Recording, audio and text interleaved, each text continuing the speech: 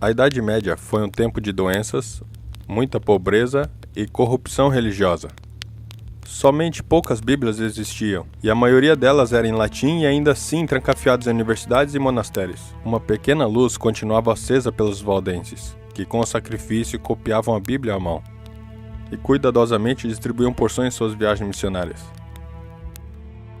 A despeito dos esforços dos valdenses, a Igreja Estatal ainda era o maior poder político e religioso na Europa Ocidental. Sua perseguição aos dissidentes e hereges forçou a verdade a ser praticada secretamente.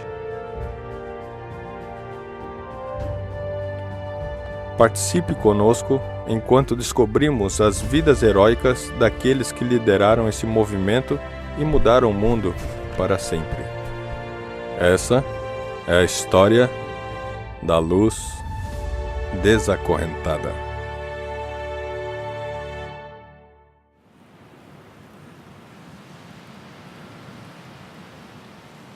Foi durante essa hora escura que um homem entrou em cena, o qual anunciaria a manhã vindoura. Ele surgiu das beiras do Sagrado Império Romano, no país da Inglaterra. Seu nome? John Wycliffe. Quando ainda jovem, Wycliffe chegou à Universidade de Oxford para estudar teologia. Ele rapidamente foi reconhecido como um diligente estudante e um profundo pensador. Enquanto ele esteve em Oxford, no verão de 1348, a peste negra chegou na Inglaterra. Centenas de milhares de pessoas morreram devido a essa devastadora doença. Carroças passavam todas as manhãs para recolher aqueles que haviam morrido durante a noite. Quando os cemitérios das igrejas enchiam, muitos eram jogados em grandes túmulos e enterrados rapidamente. Quase não se encontrava uma família que não houvesse perdido um ente querido com a praga. Wycliffe foi profundamente impactado pelo que viu. Enquanto contemplava os mortos e os que estavam morrendo, ele começou, juntamente com muitos da Europa, a questionar as tradições da igreja. Como professor em Oxford, ele tinha acesso às escrituras. Começou a passar mais e mais tempo lendo-as, e em suas páginas ele encontrou as respostas e a esperança para as profundas e doloridas perguntas que se passavam por sua mente. Enquanto as condições sociais da Inglaterra estavam se deteriorando, frades e monges andavam por todo o país pedindo dinheiro e comida.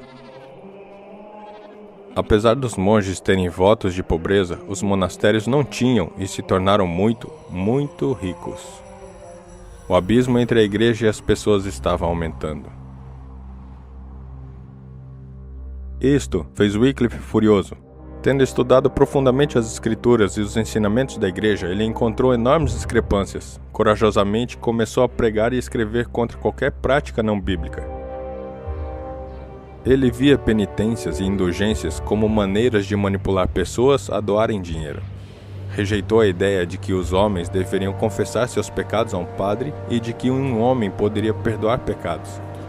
Baseado na Bíblia, ele denunciou muitas práticas religiosas da igreja estatal, incluindo o celibato, a autoridade do padre sobre Deus na missa, adoração de ídolos, peregrinações, venerações de santos e orações pelos e para os mortos.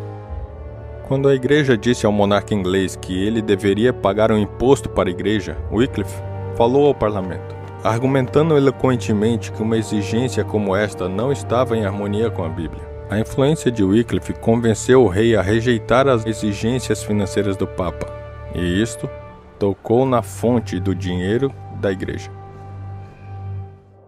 Enfurecidos porque sua influência era maior do que a de Roma, a igreja provocou uma controvérsia contra ele e forçou a sair de Oxford. Ele se retirou a Letterworth, onde pastoreou esta congregação rural que está atrás de mim. A igreja achou que isto iria diminuir sua influência, mas esta mudança permitiu com que ele se tornasse o maior aliado da reforma. Wycliffe traduziu a Bíblia do latim para o inglês. Isto estava em direta oposição a Roma. A Igreja do Estado tinha uma longa história de supressão da Bíblia. Em 1199, o Papa Inocêncio III decretou que a Bíblia não deveria estar na língua dos plebeus, mas os ignorantes não seriam capazes de interpretá-la corretamente. O Concílio de Toulouse, em 1229, condenou qualquer pessoa que traduzisse ou possuísse uma Bíblia. E poucos anos depois, em 1234, o Concílio de Tarragona decretou o seguinte: Ninguém deve possuir os livros do Antigo e Novo Testamento na língua comum. Se alguém os possuir, deverá entregá-los ao bispo local em 8 dias desse decreto, para serem queimados.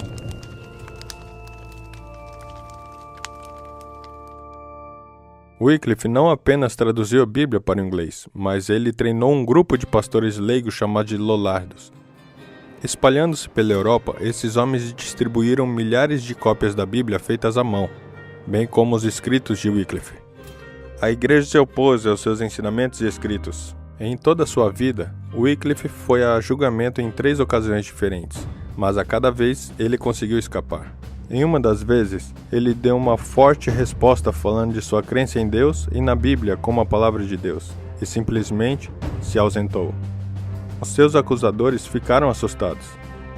Era como se a mão de Deus estivesse sobre este brilhante teólogo, protegendo-o da morte de mártir. Foi durante este tempo que a Igreja Romana foi chacoalhada por um grande escândalo, que distraiu a atenção e protegeu Wycliffe. 3 homens diferentes se diziam o único Papa da Igreja, e se excomungaram mutuamente naquilo que hoje é conhecido como o Cisma do Ocidente. Eles fortemente denunciavam os seus oponentes como sendo o Anticristo. Falando do Papa de Roma e do Papa de Avignon, França, Wycliffe disse: eles são 2 metades de Anticristo, formando juntos o perfeito homem do pecado. Ele encorajou as pessoas a pararem de olhar para homens e olharem para a palavra de Deus. Disse: mesmo que existissem 100 papas e que todos os monges pedintes fossem cardinais, seriam dignos de confiança somente se concordassem com a Bíblia. O cisma do Ocidente durou quase 40 anos e foi finalmente resolvido no Concílio de Constança. Os 3 papas foram removidos e um outro papa foi eleito para ocupar seus lugares. Enquanto a igreja estava brigando, foi possível que a verdade de Deus fosse espalhada. Conforme a poeira abaixava, a igreja estatal começou a focar novamente no movimento da reforma. Eles viram que muitos da Inglaterra tinham aceitado os ensinamentos de Wycliffe. Na verdade, um delegado do Papa reclamou: você não podia encontrar 2 pessoas na rua sem que um deles não fosse um Lollardo.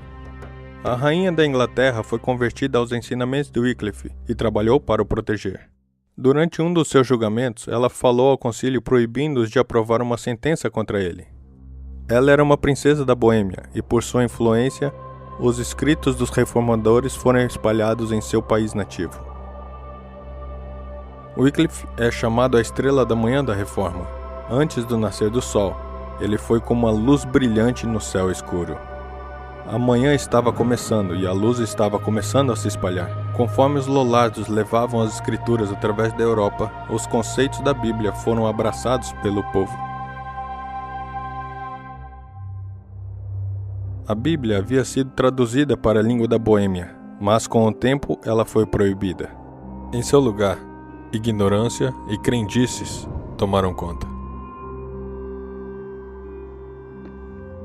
Mas um murmúrio de mudança podia ser ouvido à distância. Jerônimo, ardoroso pregador e professor da Boêmia, veio para a Universidade de Oxford na Inglaterra para continuar seus estudos. Enquanto lá, ele entrou em contato com alguns panfletos feitos por Wycliffe. Enquanto os lia, ele ficou convencido de que isto era verdade. Copiando-os, ele os levou consigo para a Boêmia e mostrou para um professor, pelo nome John Huss. Huss recebeu seu nome devido à cidade que pertencia, Hussnick, ou Cidade do Cisne. Pelo seu comportamento e atitude gentil, ganhou a admiração de seus colegas da classe e professores. Ele graduou-se em 1396 e foi convidado a se tornar um membro da faculdade na universidade em Praga. Nos anos seguintes, Huss e Jerônimo se tornaram bons amigos. Suas personalidades completavam um ao outro. Huss era ponderado, sábio e discernido, enquanto Jerônimo era zeloso, carismático e um orador muito poderoso. Jerônimo encorajou a Huss a ler os escritos de Wycliffe que ele havia trazido da Inglaterra. Huss ficou intrigado e concordou com o que estava lendo. Ele descobriu que os ensinamentos de Wycliffe eram apoiados pela Bíblia. Ele acreditou que a igreja podia ser beneficiada por esses novos ensinamentos descobertos na Bíblia. Em 1402, Hus foi escolhido para ser reitor da Capela de Belém, Praga. Foi nesta igreja que, semana após semana, ele pregou. Não em latim, mas na língua de seus membros. Milhares vinham para ouvir de um Salvador que os amava e se preocupava com eles pessoalmente. Do seu púlpito e da sua sala de aulas, a luz estava brilhando e alcançando muitos de Praga e da Boêmia, convertendo-os ao Evangelho de Jesus Cristo. O problema estava se desenvolvendo na Universidade de Praga.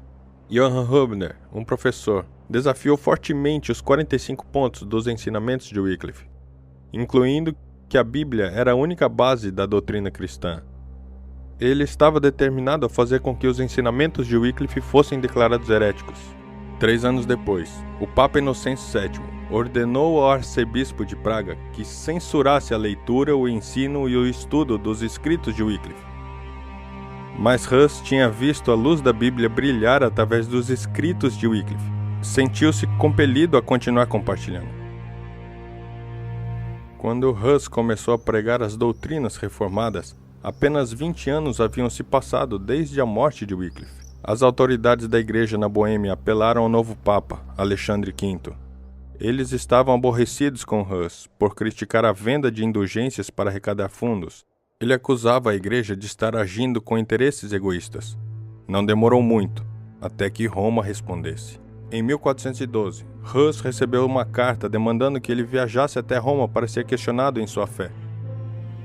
Ele sabia que se fosse para Roma seria torturado e morto. Não surpreendentemente, o fato de ele rejeitaria. Furioso por sua desobediência, o Papa pronunciou uma punição decisiva. Hus foi excomungado. Aos olhos da igreja, ele agora estava condenado a queimar no inferno por toda a eternidade. Para a mente medieval, isto era a coisa mais temida do que qualquer outra. Mas a mente de Hus havia sido encandecida pela palavra de Deus. Como poderia uma autoridade humana condenar alguém a queimar no inferno por obedecer a mandamentos divinos? A Bíblia era a sua única autoridade, e diante dela se prostraria. Sem temer um pedaço de papel, ele continuou a pregar todas as semanas. Milhares da cidade de Praga seguiram seu exemplo e enchiam a capela para ouvirem a palavra de Deus por si mesmos. Enquanto as pessoas da Boêmia aceitavam e espalhavam a nova luz, houve um despertamento para os princípios da graça e esperança. Os valdenses continuavam enviando jovens missionários dos seus vales para a Europa Central, e os lollardos da Inglaterra se juntaram a eles para espalhar a luz. Roma estava rapidamente perdendo terreno para a reforma. Em uma tentativa desesperada para parar seu avanço, colocou um interdito na cidade de Praga. Ninguém poderia se casar, receber a comunhão, ou até mesmo ser enterrado no cemitério da igreja, até que Johann Hus fosse removido do cargo de pastor de Praga.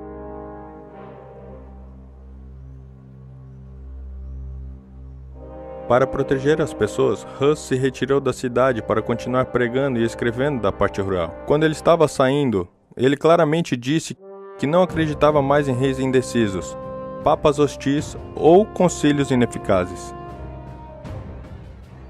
Ele apelou diretamente a Jesus Cristo como seu juiz e a Bíblia como o fundamento de sua fé, desviando-se da estrutura e tradições da igreja medieval.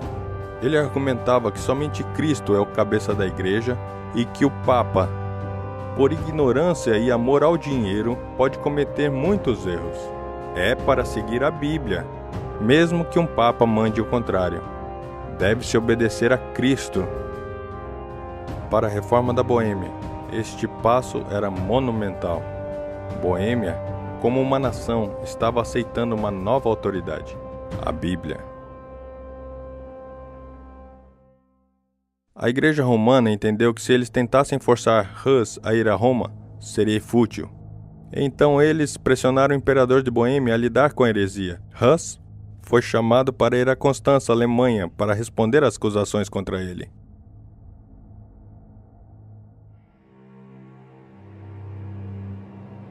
O imperador Sigismundo prometeu a ele a proteção ao salvo-conduto, e sua apatriação foi apresentada como uma oportunidade para dialogar e dividir uma nova luz com o imperador e sua corte. Mas o diálogo não iria acontecer. Pelas primeiras semanas, Hus teve liberdade. Mas em 28 de novembro de 1414, ele foi preso e jogado nesta prisão embaixo desta torre que está atrás de mim. Ele foi deixado apodrecer neste lugar terrível por meses. O imperador Sigismundo pensou em soltá-lo, mas os representantes do Papa argumentaram que não era necessário manter os pactos com hereges e que Hus tinha que ser punido imediatamente por causa de sua apostasia. Sigismundo hesitou e Hus ficou na prisão. Quando Jerônimo ouviu que Hus tinha sido capturado, ele correu para Constança sem nenhuma garantia do salvo-conduto. Ele chegou em abril de 1415, para a surpresa de muitos. Mas ele compreendeu que não tinha nada que pudesse fazer. Ele tentou escapar de volta para a Boêmia, mas foi capturado na estrada, trazido para Constança e jogado na prisão. Os inimigos de Hus queriam que ele fosse executado sem nenhum julgamento, mas os poderosos príncipes da Boêmia intercederam para que Hus fosse ouvido, e a isto, Sigismundo finalmente consentiu. Em 8 de julho de 1415, Hus foi chamado para comparecer diante do tribunal. Quando comparece diante do tribunal aqui na igreja, ele estava quase irreconhecível. Depois de meses dentro de uma prisão escura, suja, ele estava doente, magro, físico e emocionalmente exausto. Um homem, de pé contra as mais poderosas autoridades do reino. Mas este homem se firmava na autoridade da Bíblia. O julgamento foi falso. 30 artigos foram lidos contra ele. Quando ele tentava responder ou corrigir diferentes áreas, era-lhe dito para ficar calado. No final, a ele foi dada uma opção: renunciar seus ensinamentos e crenças ou morrer na estaca. Hus protestou em favor de sua inocência. Ele recusou a renunciar qualquer coisa até que lhe fosse mostrado claramente na Bíblia onde ele estava errado. Quando tentou falar, gritos altos ecoaram pelo salão tentando silenciá-lo. Com isso, Hus virou o olho diretamente a Sigismundo. Foi devido sua promessa de salvo-conduto que Hus tinha vindo. O rosto de Sigismundo ficou vermelho e virou em vergonha. Então, Hus foi condenado pelas autoridades da igreja em 6 de julho de 1415 e entregue às autoridades seculares para ser queimado. Sabendo que ele estava para morrer, Hus caiu de joelho e orou bem alto: Senhor Jesus Cristo, eu imploro, perdoe todos os meus inimigos e por tua grande misericórdia. Este lugar era um campo aberto, e aqui onde está esta pedra a estaca foi colocada. O marechal do imperador pediu a Hus uma última vez para se retratar. Hus recusou. Deus é a minha testemunha, ele respondeu, que a evidência contra mim é falsa.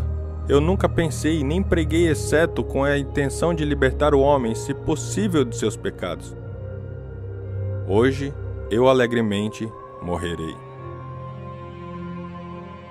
O seu destino estava selado. Palha, madeira e gravetos foram colocados em volta do seu corpo. Páginas da própria Bíblia de Wycliffe que foram copiadas à mão foram arrancadas e usadas para começar as chamas. Conforme as chamas flamejantes subiam por seu corpo, ele cantava: Senhor, tenha misericórdia de mim, pecador.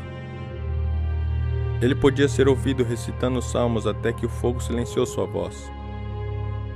Finalmente, um homem de Deus, cujo único desejo era salvar almas, havia morrido.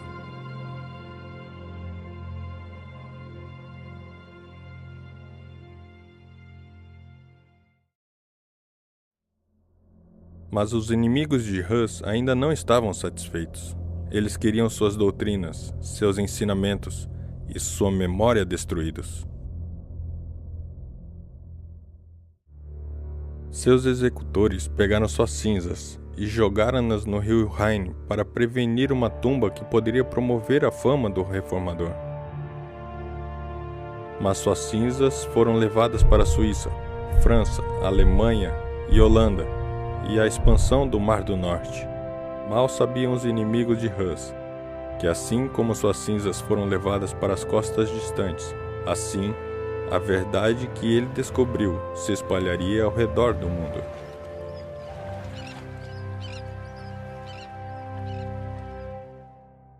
A morte de Hus impactou Jerônimo profundamente, que ainda estava apodrecendo na prisão. Ele já havia sofrido imensamente e o pensamento de ser queimado vivo o aterrorizou. Com medo, renunciou suas crenças e prometeu seguir as doutrinas da igreja.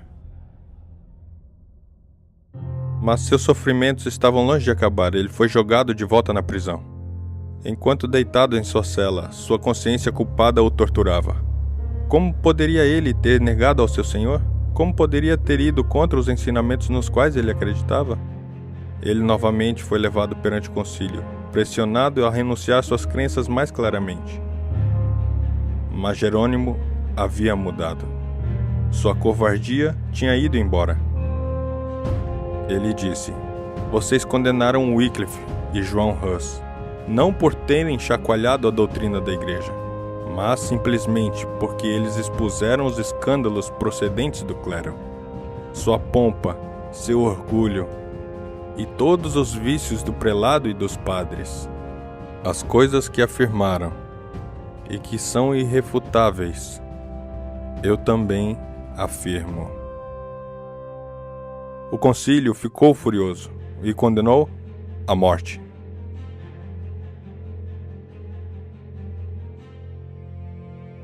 Um ano depois da execução de João Hus, em 30 de maio de 1416, Jerônimo foi queimado. Ali, com suas mãos amarradas na estaca, com a madeira amontoada em volta de suas pernas, ele estava sem medo. Sua covardia tinha desaparecido. Quando o carrasco veio por trás dele para acender o fogo, Jerônimo disse: "Venha e acenda perante os meus olhos, pois se eu estivesse com medo, eu não teria vindo a este lugar." Conforme as chamas subiam por seu redor, suas últimas palavras foram: "Esta alma, em chamas, eu ofereço."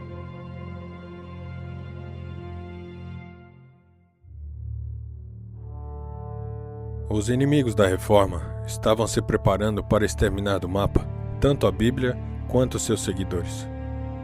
Os que estavam na Boêmia, com medo e consternação, receberam as novas das mortes de Hus e Jerônimo. Rumores estavam circulando de que o imperador Sigismundo estava juntando um enorme exército para lidar de uma vez por todas com aqueles que a igreja chamava de hereges.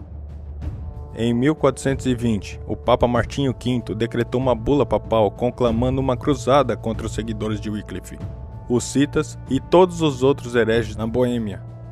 A igreja prometeu riquezas, aventuras e uma entrada garantida no céu para todos que lutassem ao seu lado. O medo encheu o coração do povo e eles pediram a Deus por um libertador. Eles não tiveram que esperar muito. Deus já estava movendo um homem. Seu nome era João Zisca. Como líder militar, poucos são como Zisca. Brilhante, corajoso e humilde. Ele está entre um grupo raro de generais que nunca perdeu uma batalha. Quando ele ouviu falar de um Deus pessoal que perdoava pecados através da fé em Jesus Cristo, ele se determinou a entregar sua vida a ele.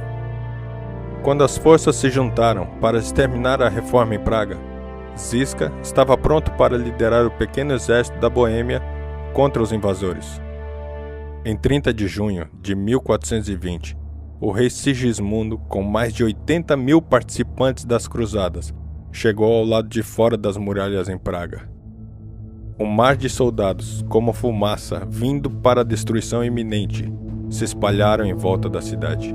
Os cidadãos de Praga estavam aterrorizados. Eles eram muito menos em número, não eram treinados em guerra e possuíam poucas armas.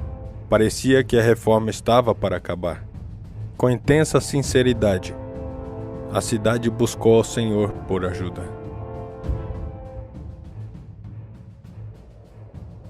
O que aconteceu a seguir é incrível. Sigismundo ordenou que sua cavalaria de elite tomasse um posto avançado perto da cidade de Praga.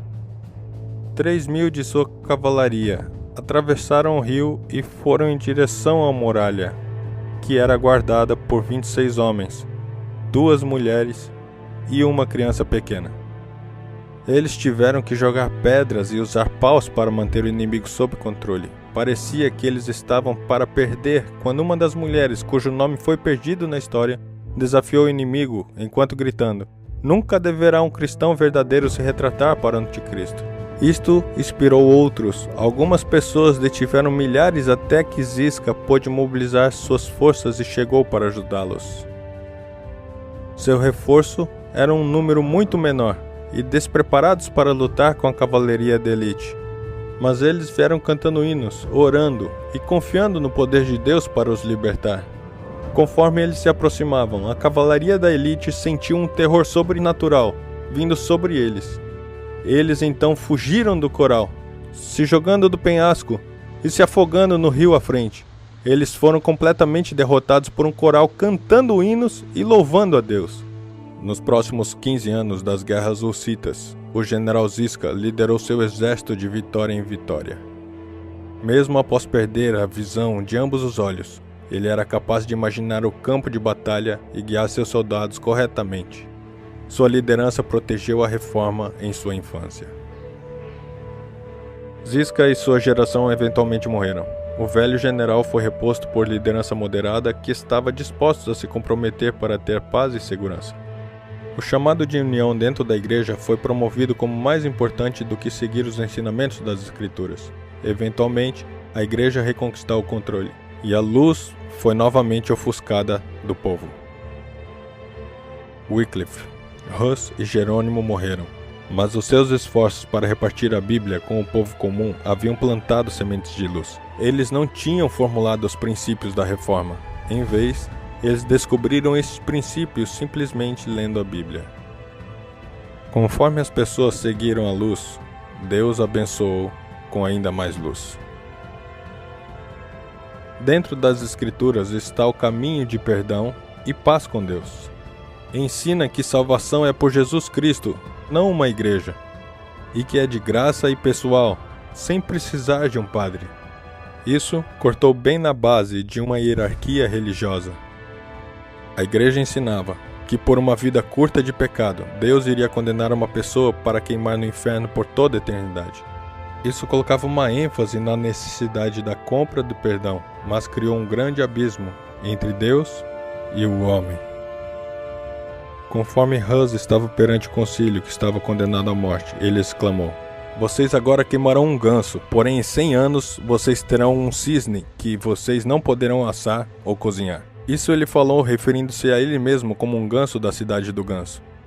Mas ele também se referia a um reformador vindouro, o qual a igreja não poderia silenciar, e cujo martelo trovejante na porta de uma igreja avançaria a reforma, como uma força explosiva.